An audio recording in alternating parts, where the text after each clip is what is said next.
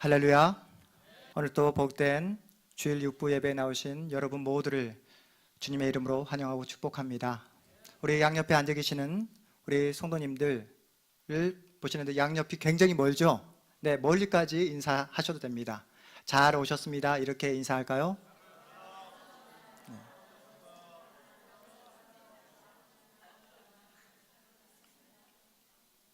한 번만 하면 소원하니까 한 번 더 인사하겠습니다.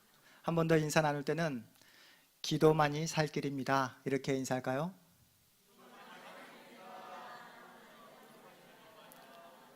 네. 오늘 말씀의 제목 다 보셨죠? 강력한 무기입니다.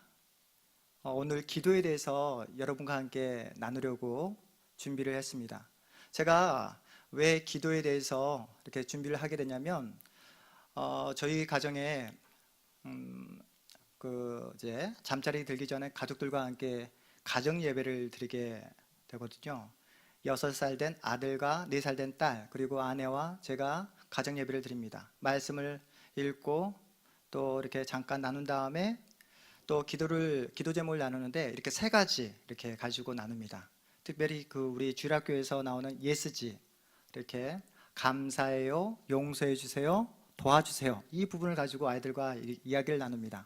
그래서 첫째 아이 우리 이한이에게 6살 된 아이니까요, 말을 곧잘 해서 물어봅니다. 오늘 뭐가 감사했어 이한아? 이렇게 물어보면 우리 이한이가 아무것도 감사한 게 없대요. 아무것도. 그러면 하나님께 하나님이 무엇을 용서해 주었으면 좋겠어 이한아? 이렇게 물어보면 오늘 또 동생을 때렸다고, 오늘 또 동생하고 싸웠다고, 거의 어제도 오늘도 내일도 그럴 거라 저는 생각합니다. 또 동생과 싸웠다고 이렇게 용서해 달라고 이렇게 이야기할 것 같습니다. 그리고 마지막으로 또 하나님 도와주세요, 강구잖아요. 강구. 또 하나님께서 무엇을 도와줬으면 좋겠어 라고 이렇게 물어보면 거의 어제도 오늘도 내일도 마찬가지로 장난감 사주세요, 이겁니다. 장난감 사주세요. 그런데 우리 이한이의 그 기도의 내용을 들여다보면서 우리의 기도의 내용도 이와 마찬가지지 않을까. 하나님께서 나와 함께 해주시는데, 하나님께서 나를 붙잡아 주시는데 감사는 없고, 용서는 거의 매일 똑같이 용서해달라는 것, 매일 같은 자리에서 넘어지는 그 자리, 하나님 이 자리에서 또 넘어졌습니다. 거의 365일, 그렇지 않습니까? 그리고 도와달라는 그 간구의 내용 거의 365일 비슷하지 않을까라는 생각을 갖게 되어서 오늘 여러분과 함께 기도에 대해서 말씀을 이렇게 나누고자 준비해 보았습니다. 우리가 신앙생활을 하면서 기도만큼 중요한 것이 없죠. 기도는 하나님께서 하나님의 자녀에게 허락하신 강력한 뭐라고 했습니까? 무기입니다. 그런데 문제는 무엇입니까? 자녀들이 하나님께서 허락하신 이 강력한 이 무기를 사용하는 기도 사용법을 잘 모른다는 데 문제가 있습니다. 그래서 제가 오늘 기도에 대해서 성도들이 어떻게 기도에 대해 반응하고 이해하고 있는지에 대해 제가 3가지 유형으로 제가 조사를 해왔습니다. 첫 번째 유형은 기도의 진가를 전혀 인식하지 못해 가장 강력한 무기인 기도를 무가치하게 생각하거나 쓸모없다고 생각하는 그런 유형입니다. 기도를 해도 상황이 바뀌지 않고, 기도를 아무리 간구해도 바로바로 하나님께서 응답해 주지 않는 것 같아서 기도를 쓸모없다고 생각하는 유형입니다. 우리 이 자리에 나오신 우리 육부에 나오신 우리 성도님들은 이 유형에 들어가신 분이 한 분도 없으리라 저는 굳게 믿겠습니다. 네. 두 번째 유형은 기도의 중요성, 기도해야 한다는 당위성은 알고 있기에 기도하는 자리에는 곧잘 나오지만 기도를 힘들어하고 기도를 어려워하는 유형입니다. 기도가 기쁨과 행복이 아니라 무거운 짐처럼, 안 하면 혼나는 숙제처럼 생각하는 유형입니다. 여러분 어떠십니까? 세 번째 유형은 기도는 하나님께서 신자에게, 자녀에게 허락하신 가장 강력한 무기임을 깨닫고 그 무기를 잘 다루기 위해 날마다 깨어 기도하는 유형입니다. 그들은 날마다 하나님을 인식하며 살아갑니다. 그리고 끊임없이 기도합니다. 왜냐하면 기도를 갈고 닦지 않으면 언제나 넘어지고 쓰러지고 또한 영적인 전투에서 질 수밖에 없음을 경험적으로 잘 알고 있기 때문입니다. 깨어 기도할 때 승리할 수 있고 그렇지 않으면 넘어지고 쓰러진다는 사실을 그들은 알고 있기 때문입니다. 따라서 그들은 어찌하든지 하나님을 붙잡고 살아갑니다. 기도합니다. 기도를 하면 할수록 하나님을 알아가고 성령을 의지하여 기도하면 할수록 예수님과 더욱더 친밀한 관계를 유지해 나갑니다. 기도의 기쁨과 즐거움을 알고 있습니다. 기도한 자리를 기대합니다. 기도의 맛을 알고 있기 때문에 기도를 통해 더욱더 영적인 그 자리로, 더 깊은 믿음의 자리로 나아갑니다. 저는 이 세 번째 유형이 바로 이 자리에 나오신 여러분 모두가 되기를 주님의 이름으로 축복합니다. 또한 이 세 번째 유형이 되기를 소망하기를 주님의 이름으로 축복합니다. 우리 모두는 자신에게 맡겨진 일들을 잘 감당하기를 소망합니다. 우리 두나미스 성가대 무엇을 잘하기를 원하시죠? 하나님께 찬양을 잘하기를 원하시잖아요. 또한 이 자리에 나오신 우리 성도님들 가정에서 엄마의 자리, 아빠의 역할을 잘 감당하기를 소망할 것입니다. 또 직장에서는 직장에서의 그 맡은 직무를 능력 있게 또 사람들에게 인정받기를 원할 것입니다. 그런데 여러분에게 맡겨진 일들을 잘 하기 위해서는 무엇보다 중요한 것이 있습니다. 그것은 무엇이냐면 바로 여러분이 맡고 있는 일이 얼마나 중요한지를 여러분 스스로 알고 있는 것이 중요한 것이죠. 내가 왜 이 일을 해야 하는지, 왜라는 질문, 그리고 그 일을 해야 되는 그 분명한 목적과 철학을 갖고 있을 때 여러분은 그 일을 잘 해낼 수 있습니다. 그런데 여러분이 하고 있는 일에 대해서 두나미스 성가대를 내가 왜 하는지 저는 모르겠어요. 그냥 나왔어요. 그러면 시간이 허락되지 않을 때, 바쁠 때는 그냥 빠져버리게 되잖아요. 하지만 두나미스 성가대를 섰을 때 하나님께서 나에게 주시는 그 은혜, 그 축복, 그 놀라운 그 하나님께서 주시는 그 감사에 대한 확실한 그 목적, 이유, 철학을 가지고 있을 때에 아무리 힘들어도 이 자리를 지켜내는 것입니다. 여러분에게 맡겨진 일에 대해서 여러분이 분명한 목적과 철학을 가지고 있을 때에 아무리 어려운 일이 찾아온다 할지라도 넘어지지 않고 끝까지 그 자리를 지켜낼 수 있다는 사실입니다. 자녀를 키워보신 우리 성도님들, 그리고 지금도 자녀를 키우시는 우리 성도님들, 자녀에게 공부시키는 것 여러분 쉽지 않으시죠? 제가 고등학교 시절에 어떤 책이 이렇게 나와서 베스트셀러가 되었냐면 공부가 제일 쉬웠어요. 이런 책이 나왔습니다. 그 책이 나와서 제가 굉장히 힘들었습니다. 네, 저희 어머니 저한테 평상시에 공부하라는 말씀 전혀 거의 하지 않으셨던 분이셨는데 어느 날 갑자기 제가 얼마나 공부를 하지 않았던지 저에게 공부가 제일 쉬웠어요 라는 책을 그냥 말없이 갖다 주더라고요. 네, 그 책 때문에 저희들 굉장히 힘들었던 그런 기억이 있습니다. 어떤 학생은 공사판에서 일을 하면서도 서울대학교 법학과에 합격했다더라. 너는 공사판에서 일도 하지 않으면서 집에서 주는 따뜻한 밥 다 먹고 학원 보내주고 해달라는 거 다 하는데 너는 왜? 알죠? 네, 알죠? 어떤 말이 나오는지. 네, 너는 누구를 닮아서? 뭐 이런. 그러면서 그런 피해자가 바로 저입니다. 여러분, 앞에 설교하는 김효소 목사는 공부를 잘했을까요? 못했을까요? 여러분, 잘했을까요? 네, 그렇게 봐주셔서 감사한데요. 네, 그렇게 잘하지 못했습니다. 그리고 저는 공부를 좋아할까요? 싫어할까요? 네, 그렇습니다. 저는 공부를 좋아하지 않습니다. 싫어합니다. 그런데 나이가 들어보니까 공부를 왜 해야 하는지, 정말로 배워야 하는구나 라는 사실을 절실히 느낍니다.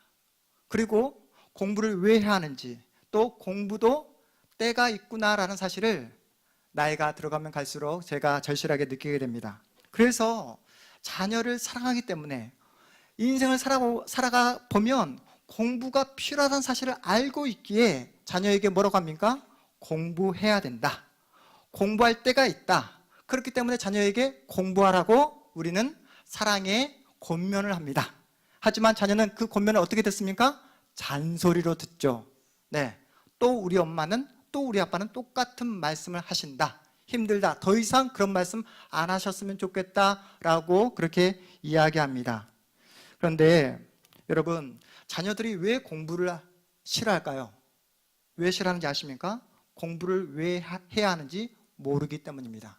어떻게 그렇게 잘 아냐고요? 제가 공부를 잘 못했기 때문에 경험적으로 잘 알고 있습니다.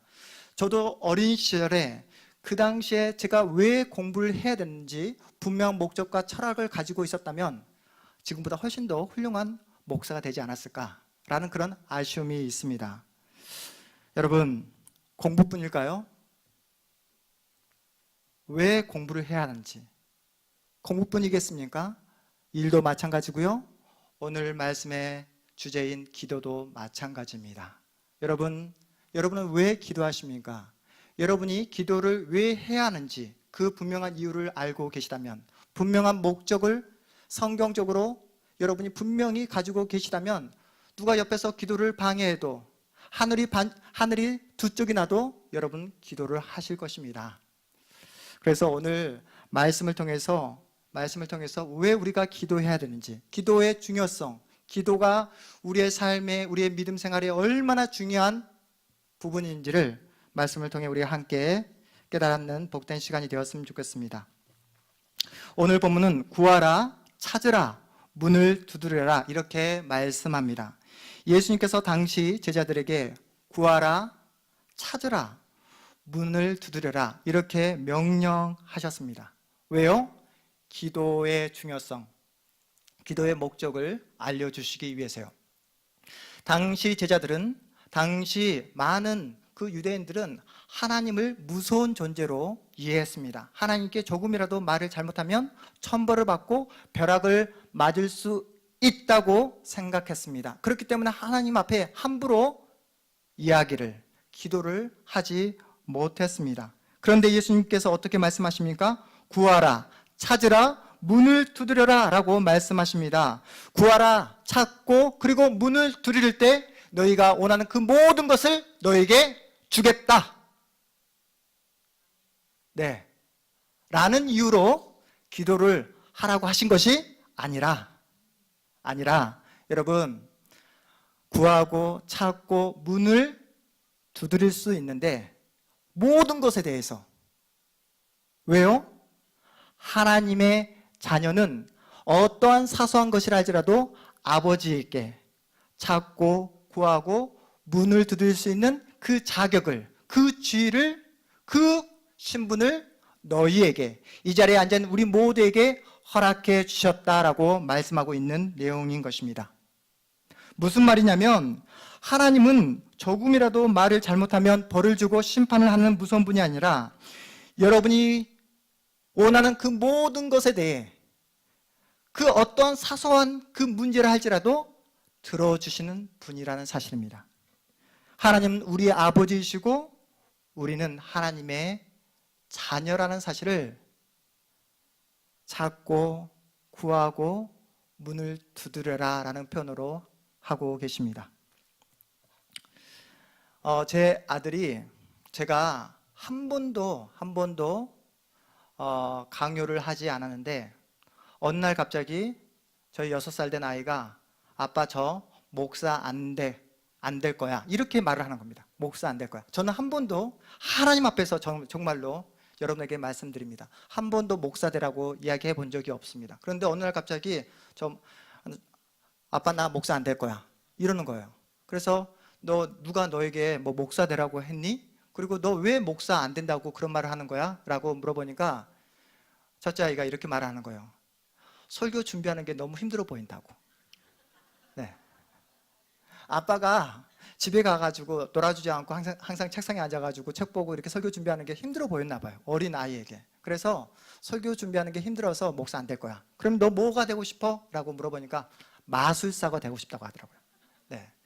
제가 그 2주 전인가 3주 전인가 또 열심히 또 설교를 준비했습니다. 책을 보고 또 성경을 연구하면서 여러 책을 참고해서 컴퓨터에 타이핑을 치기 시작했어요. 그런데 아이들이 이렇게 같이 놀아달라고 하면서 같이 시간을 보냈는데 제가 잠깐 그 컴퓨터 있는 방에서 자리를 비웠습니다. 그런데 가장 큰 실수는 제가 했죠. 그 온고를 친 다음에 세이브, 저장을 해야 되는데 누르지 않은 거예요.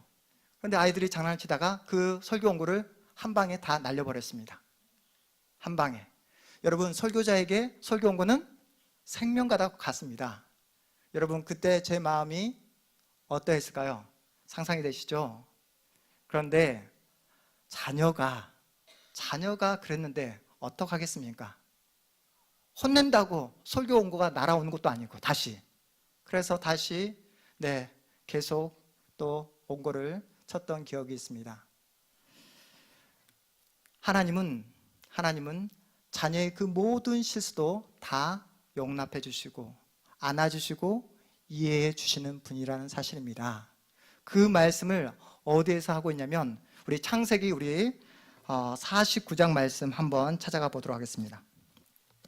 창세기 49장 우리 22절에서 26절까지의 말씀 한번 찾아보겠습니다.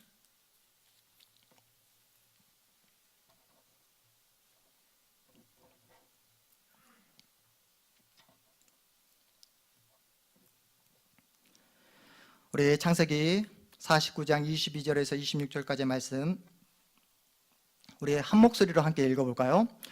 요셉은 무성한 가지 곧 생곁에 무성한 가지라. 그 가지가 담을 넘었도다. 활 쏘는 자가 그를 학대하며 적개심을 가지고 그를 쏘았으나 요셉의 활은 도리어 굳세며 그의 팔은 힘이 있으니 이는 야곱의 전능자 이스라엘의 반석인 목자의 손을 힘입음이라. 내 아버지의 하나님께로 말미암나니 그가 너를 도우실 것이요 전능자로 말미암나니 그가 내게 복을 주실 것이라. 위로 하늘의 복과 아래로 깊은 샘의 복과 젖먹이는 복과 태의 복이로다. 내 아버지의 축복이 내 선조의 축복보다 나아서 영원한 산이 한없음 같이 이 축복이 요셉의 머리로 돌아오며 그 형제 중 뛰어난 자의 종수리로 돌아오리로다.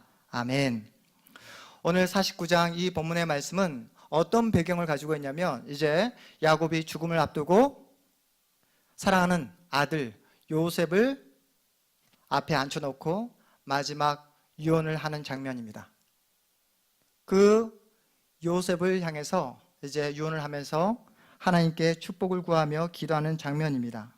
흥미로운 사실 한 가지는 하나님께 은혜를 구하는 기도의 자리에서 자꾸 야곱이 자신을 내세웁니다.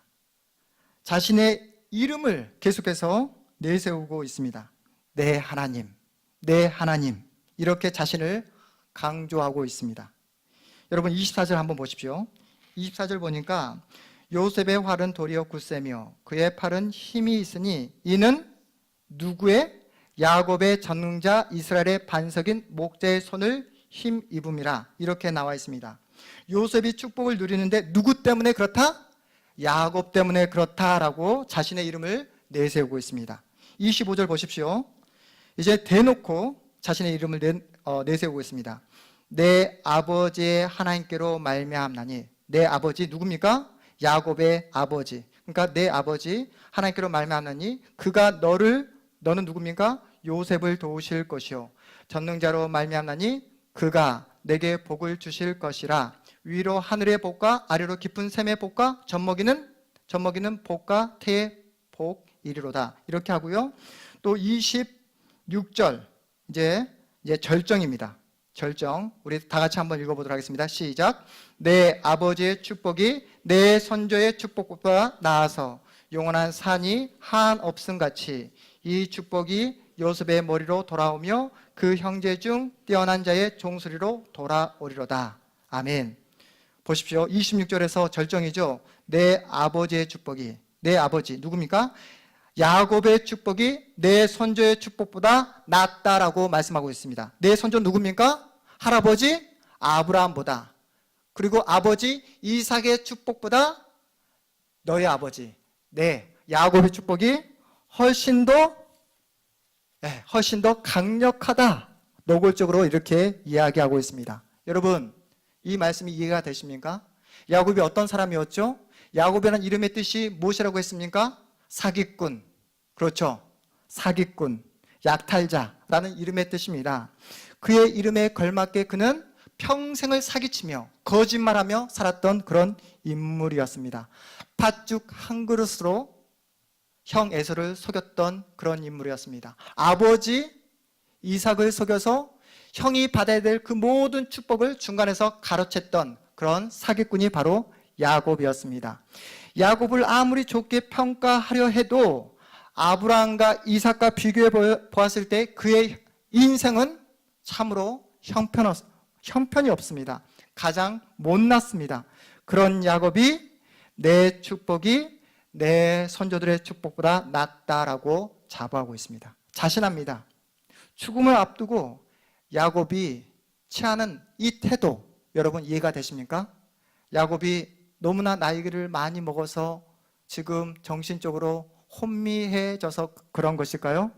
여러분, 야곱의 이 이야기가, 이 축복 기도가 이해가 되십니까? 야곱이 아들 요셉을 위해 마지막 축복 기도를 하고 있습니다. 요셉에게 누가 축복을 줍니까? 아버지 야곱이 축복을 주는 겁니까? 아니죠. 야곱은 그저 축복을 구하는 기도를 할 뿐입니다. 축복은 누가 주시는 겁니까? 하나님이 주시는 겁니다. 야곱은 그래서 큰 소리를 치고 있는 것입니다. 야곱도 알고 있습니다. 할아버지 아브라함과 비교해 보았을 때, 아버지 이삭과 비교해 보았을 때 자신의 인생, 자신이 걸어왔던 그 모든 삶의 발자국은 너무나 형편없고 너무나 내세울 곳이 없는 그런 인생이었음을 본인 스스로가 더 잘 알고 있었습니다. 사기치고 거짓말하고 항상 뒤에서 그렇게 남을 속였던 자신의 인생. 그럼에도 불구하고 하나님은 언제나 내 아버지셨다. 그럼에도 불구하고 하나님은 언제나 내 편이셨다. 그러니 나보다 더 하나님의 사랑과 용서를 받은 사람 있으면 나와봐라. 이 표현을 하고 있습니다. 나보다 더 그 하나님의 그 사랑과 자비와 긍휼을 받은 할아버지가 있었느냐, 아버지가 있었느냐. 나는 그런 하나님의 그 놀라운 사랑을 받은 하나님의 자녀였다. 그러니 네 인생 분명히 하나님께서, 내가 만난 그 하나님께서 책임져 주실 것이다 라고 그렇게 축복 기도를 하고 있습니다. 여러분, 야곱이 오늘 창세기 49장을 통해서 이렇게 확실하게 내 하나님이라고 이야기할 수 있는 근거가 무엇인지 아십니까? 야곱은 알고 있었습니다. 하나님은 자신의 인생에 한 명뿐인 아버지라는 사실을 그는 자신의 인생의 그 모든 발자국을 통해서 뼈저리게 깨달았던 것입니다. 여러분, 오늘 본문에서 마태복음 7장에서 예수님께서 여러분에게 끊임없이 구하라, 찾으라, 문을 두드리라 말씀하신 이유가 무엇인지 아십니까? 기도를 한다는 것의 가장 중요한 의미는 여러분이 하나님의 자녀라는 사실입니다. 하나님의 자녀이기 때문에 예수님은 하나님 앞에, 아버지 앞에 날마다 구하고 찾고 구할 것을 여러분에게 명령하고 있는 것입니다. 기도를 한다는 것은 여러분이 어떤 신분인지, 지위를 가지고 있는지, 어떤 자격을 가지고 있는지 확인하는 자리입니다. 기도할 때 여러분이 누구인지 정체성을 확인하는 복된 은혜의 자리라고 말씀하고 있습니다. 그렇기에 예수님은 끊임없이 구하고 찾고 문을 두드릴 것을 요구하고 있습니다. 그런데 여러분, 현실을 보십시오. 여러분의 실제 현실에서 얼마나 하나님을 찾고 계십니까? 얼마나 아버지를 찾고 계십니까? 문을 두드리고 계십니까? 말씀을 시작할 때 세 가지 유형을 말씀드렸지만, 성도이지만 하나님의 자녀가 되었지만 우리는 삶의 현장에서 하나님을 잊어버린 채, 하나님과 대화를 하지 않은 채, 기도를 잊어버린 채 그렇게 살아갈 때가 너무나 많이 있습니다. 기도를 해도 형식적으로 하는 분들이 너무나 많이 있습니다. 밥 먹을 때만. 그래서 하루에 3번 이렇게 하신다라고 말씀합니다.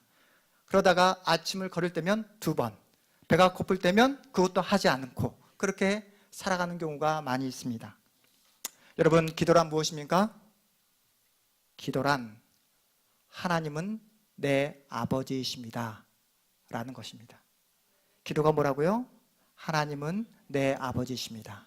따라해 보겠습니다. 하나님은 내 아버지이십니다.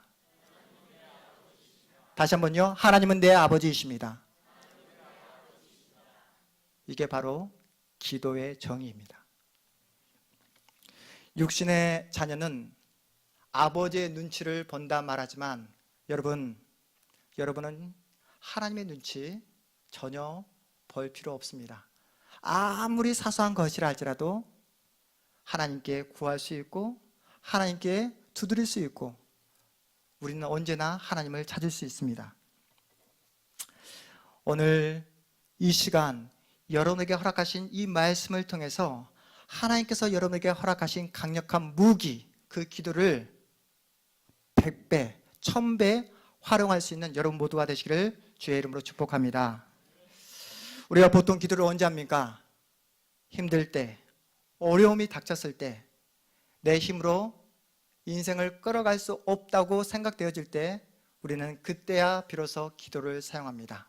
하나님 건강 주세요. 하나님 경제적으로 너무 어렵네요. 경제의 문제 해결해 주세요. 우리 아들 이번에 꼭 취직시켜 주세요. 대학의 문 열어주세요. 하나님 제 인생의 문제 해결해 주세요. 이렇게 기도합니다. 물론 아버지 앞에 구하지 못할 것 없다라고 말씀드렸습니다. 다 구할 수 있습니다. 그런데 보십시오. 기도의 내용이 너무나 소극적이지 않습니까? 힘들 때만 아버지를 찾는다 보여지지 않습니까? 공부하는 학생, 여러분 공부하는 학생은 언제 공부해야 할까요? 언제요? 항상 평소에 공부를 해야 합니다. 시험이 닥쳤을 때 벼락치기로 공부하면 그 학생에게 그 공부는 결코 실력이 되지 않습니다. 이제 보름하고 며칠 뒤면 수능시험, 대학 수학능력시험이 우리 학생들에게 이렇게 기다리고 있습니다. 대학 수학능력시험이 이번에 2017년도 11월 17일인데 16일이 되어서 그때야 비로소 벼락치기를 해서 대학 수능시험을 준비한다고 하면 여러분 이게 말이 되겠습니까? 말이 안 되죠. 대학 수능시험은 언제부터 준비해야 됩니까? 평소에 어렸을 때부터 성실하게 준비해야지만이 대학 수능시험을 볼 수 있고 대학에 가서도 수업을 들을 수 있는 능력을 갖출 수 있는 것입니다. 대학에 가는 것이 목표가 아니라 대학에 가서 그 수업을 들을 수 있는 능력을 갖춰야지만이 대학 생활을 의미 있게 보낼 수 있다는 것이죠. 여러분 자녀에게 공부하라, 공부해야 된다, 공부도 때가 있다라고 잔소리하는 것으로 여러분의 역할, 책임을 다했다 생각하지 마시고 이제 여러분 하나님께서 여러분에게 명령하셨잖아요. 뭐 하라고요? 기도하라고. 여러분 기도를 어떻게 하고 계시는지 스스로 질문해 보시고 점검해 보셨으면 좋겠습니다. 기도가 무엇이라고 했습니까? 하나님은 내 아버지십니다 라는 그 고백이라고 말씀드렸습니다. 여러분이 기도를 하지 않는다는 것은 무엇입니까? 하나님을 아버지로 모시지 않고 내 마음대로 살겠다는 불신앙의 표시입니다. 오늘 본문 다시 한번 우리 마태복음 7장, 그래서 우리 9절에서 11절까지의 말씀을 다시 한번 읽어보도록 하겠습니다. 마태복음 7장 9절에서 11절까지의 말씀 다시 한번 우리 한 목소리로 읽어보도록 하겠습니다. 함께 읽겠습니다. 너희 중에 누가 아들이 떡을 달라 하는데 돌을 주며 생선을 달라 하는데 뱀을 줄 사람이 있겠느냐? 너희가 악한 자라도 좋은 것으로 자식에게 줄 줄 알거든 하물며 하늘에 계신 너희 아버지께서 구하는 자에게 좋은 것으로 주시지 않겠느냐? 아멘. 자녀인 여러분에게 하나님께서 모든 것을 구할 것을 말씀하고 계십니다. 끊임없이 구할 것을. 사소한 것이라 할지라도 모든 것을 주님께 묻고 질문하며 또한 주님과 함께 매일매일 대화를 나눌 것을 말씀하고 계십니다. 주님과의 그 친밀한 기도를 통해 주님과의 관계가 더욱더 가까워지고 또한 매일매일 하나님의 자녀라는 그 인식을 가지고 성숙한 하나님의 자녀로 자라나고 성장해 나갈 것을 주님께서 요구하고 계십니다. 우리는 기도를 통해서 아버지를 닮아갈 것입니다. 기도를 통해서 우리의 자리를 하나님께서 역사하시고 일하시는 그 놀라운 기적의 자리로 바꿔낼 것입니다. 여러분이 기도할 때에 누가 덩달아 복을 누리냐면 여러분 주변에 계시는 모든 분들이 여러분이 기도할 때 덩달아 복을 누리게 될 것입니다. 여러분이 기도할 때 여러분만 하나님의 자녀된 복을 누리는 것이 아니라 그 놀라운 그 축복을 여러분이 기도하실 때에 하나님이 주시는 그 놀라운 축복을 여러분을 통해서 주시겠다라고 말씀하고 계십니다. 여러분, 그렇기 때문에 여러분이 기도하시지 않으면 누가 손해를 볼까요? 기도하시지 않는 여러분만 손해를 보는 것이 아니라 여러분의 가족이, 여러분의 아내가, 남편이 손해를 보게 됩니다. 여러분이 하나님께 기도를 하지 않으면 누가 손해를 본다고요? 여러분의 자녀가 하나님의 은혜와 축복을 누릴 수 없게 됩니다. 여러분이 하나님의 은혜와 사랑과 그 축복을 기대하며 소망하며 기도하지 않을 때에 누가 손해를 볼까요? 우리 온 세계 교회가 손해를 보게 됩니다. 여러분의 기도가 그만큼 중요하고 절실하다라고 말씀하고 계십니다. 여러분, 그래서 기도할 때마다 물으셔야 됩니다. 매일매일 끊임없이 주님께 묻고 구하고 찾고 기도를 해야 되는데 우리 이제 서국적으로 기도하지 않기로 했잖아요. 이제 적극적으로 하나님 앞에, 아버지 앞에 우리가 묻기로 하셨잖아요. 어떻게요? 하나님, 저를 하나님의 자녀로 불러주신 이유가 무엇입니까? 매일매일 물으셔야 됩니다. 하나님, 수많은 나라 가운데 저를 대한민국에, 그것도 2017년도 이 시간을 살아내게 하신 이유가 무엇입니까? 대한민국에 수많은 그 지역이 있는데 서울도 있고 부산도 있고 대구도 있고 광주도 있고 충청도도 있는데 왜 저를 이곳 인천, 부천 땅에 살게 하십니까? 그리고 인천에, 부천에 수많은 교회가 있는데 하필 왜 저를 온 세계 교회로 불러주셨습니까? 저를 통해 주님께서 하시고자 하는 일이 무엇입니까? 그리고 주님의 뜻대로 행할 수 있도록 주님 저에게 용기를 주시고 믿음을 허락하여 주시고 죄를 허락하여 주옵소서라고 매일매일 주님께 묻고 질문하고 구하고 찾고 주님의 그 마음의 문을 매일매일 두드리셔야 한다라고 성경이 우리에게 말씀하고 계십니다. 여러분, 공부를 하면 할수록 뭐가 보일까요? 모르는 것이 보입니다. 네, 공부를 하면 할수록 정말 훨씬 더 모르는 것이 훨씬 더 많아집니다. 그래서 또 공부합니다. 공부하면 무엇이 있을까요? 알매 즐거움, 기쁨이 있습니다. 여러분, 기도도 마찬가지입니다. 기도를 하면 할수록 우리는 누구를 만날까요? 살아계신 하나님을 만납니다. 하나님과 더 깊은 교제를 나눌 수 있습니다. 하나님과 더 깊은 교제를 통해서 우린 더 깊은 영적인 세계로, 기도의 세계로 나아갈 수 있습니다. 그리고 하나님 앞에 우리는 물을 수 있습니다. 하나님, 제가 어떻게 살아야 할까요? 저의 남은 생에 어떻게 사는 것이 하나님 앞에서 가치 있는 인생일까요? 제가 어떻게 사는 것이 하나님 앞에서 영광된 하나님의 자녀로, 신자로, 성도로 살아가는 것일까요? 라고 물으실 수 있고 그 물음 앞에 하나님께서 대답해 주실 것입니다. 여러분이 순종할 때에 어떻게 된다고요? 여러분의 삶은, 여러분의 인생은 하나님 앞에서 영광된 인생으로 살아나게 될 것입니다. 그리고 여러분이 기도하는 그 현장은 어떻게 된다고요? 기적이 나타나고 생명의 역사가 나타나게 될 것입니다. 여러분을 통해서 여러분의 가정이 변화될 것이고 여러분을 통해서 여러분의 남편과 자녀와 아내와 여러분을 통해서 우리 온 세계의 교회가 하나님의 그 놀라운 축복을 누리게 될 줄 믿으시기 바랍니다. 어떻게 살아가시겠습니까?